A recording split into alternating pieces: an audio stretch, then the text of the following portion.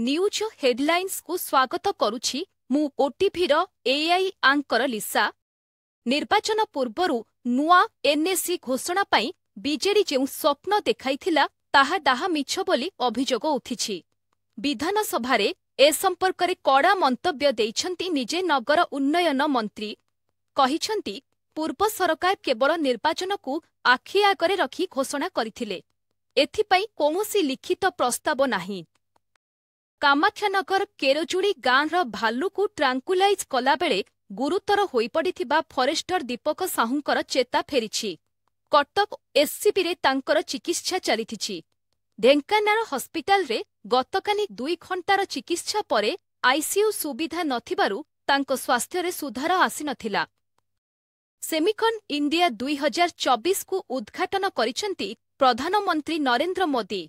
उत्तर प्रदेशर bread Noida रे आयोजित India expo mart रे एहार उद्घाटन होईछि।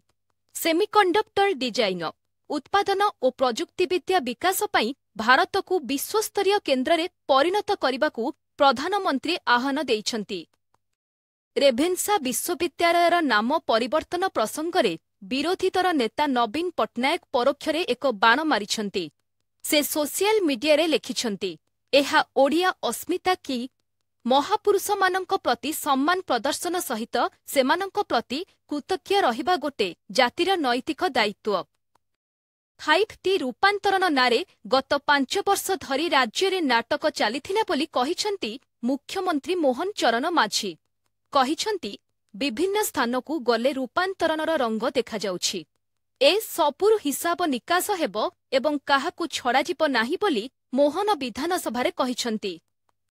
झियर प्रेमिक को हत्या कला प्रेमिकार बापा। एभली जघन्यकांड घटिछि रायगड़ा जिला काशीपुर थाना अंतर्गत अड़ाजोर गाँवरे। स्थानीय अंचलर विजय माझी निज झिय ललिता और ता प्रेमिक मंगल सिंह को टांगियारे आक्रमण करी हत्या उद्यम करिथिला।